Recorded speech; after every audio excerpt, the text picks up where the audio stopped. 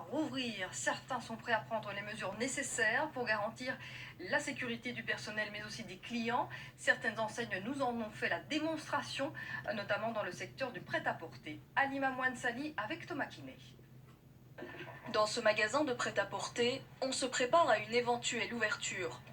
Il s'agit d'organiser l'espace pour faire appliquer les 3 règles de sécurité, une distance d'1,50 m entre chaque client, une personne maximum par 10 mètres carrés et un paiement de préférence électronique.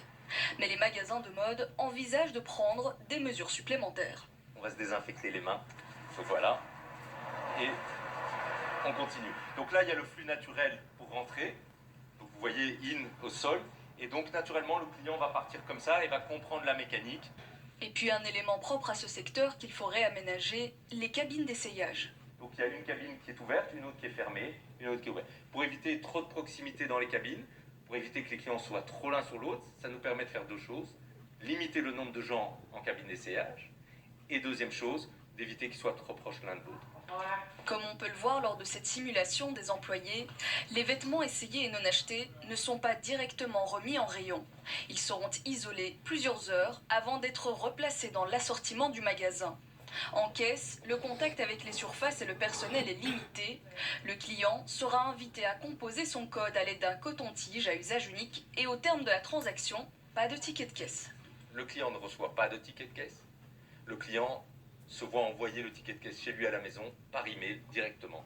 Quant au personnel, il devra davantage informer et aiguiller le client dans le magasin.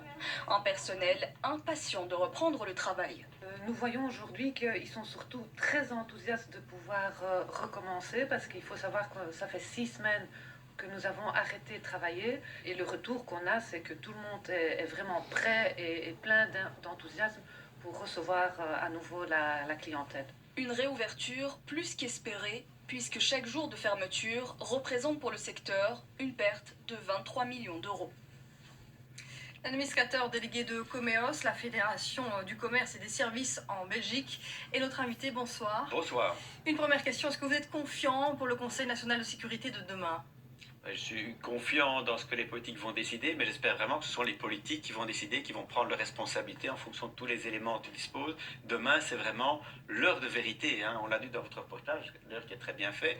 23 millions par jour de pertes dans le secteur de la mode, et on ne parle pas des autres secteurs, c'est catastrophique. Donc aujourd'hui, il y a des gens qui sont en train de préparer leur faillite. Donc s'ils ne parviennent pas à rouvrir dans les semaines qui viennent, les toutes prochaines semaines, c'est la faillite des petits, des moyens et des grands.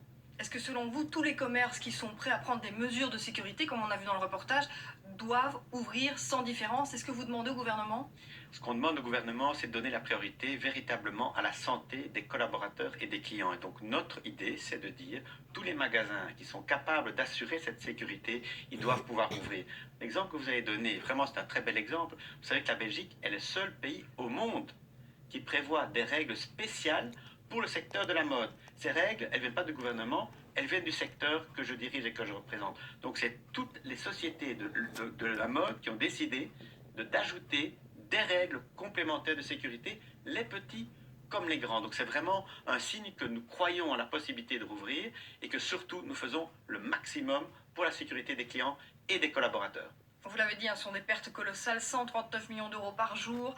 Il y aura des faillites, en tout cas on le craint. Est-ce que vous comprenez malgré tout qu'il faille y aller par palier de façon à pouvoir rétropédaler si l'épidémie reprend vigueur ? Bien sûr, vous savez, depuis le début, on a été très dynamique en matière de sécurité et un certain nombre de règles que vous avez vues là, elles viennent d'abord de Comeos, c'est-à-dire que c'est Comeos qui les a demandées au supermarché et puis après elles ont été imposées et officialisées par le gouvernement, ce qui est très bien. Donc on est toujours une guerre en avance. On le fait également en matière de mode. Notre ligne, c'est de dire uniquement ceux qui ont les capacités d'ouvrir doivent le faire. C'est-à-dire qu'il y a des chaînes, par exemple, moi je connais des chaînes qui ont par exemple 50 magasins, parviendront à n'ouvrir que 30. Ça, c'est aussi une ouverture graduelle. Pourquoi ? Parce que dans 20 autres magasins, ils n'auront pas la possibilité de faire ce que monsieur a très bien expliqué dans votre reportage. Donc, tous les magasins n'ouvriront de toute façon pas en même temps parce qu'ils n'ont pas tous la capacité d'assurer ce que nous avons prévu en matière de règles de sécurité. Ça va se faire progressivement. Mais par pitié qu'il y ait ce signal vers les entreprises qui sont capables de le faire. Allez-y, il y a des petits magasins qui le font très bien, je vois ça tous les dimanches dans ma boulangerie, il y a des grands qui le font très bien aussi, il faut y aller. On verra demain si cet appel a été entendu. Merci beaucoup Dominique Michel d'avoir été avec nous dans RTL Info 19h. Le secteur Horeca, café, restaurant est lui aussi lourdement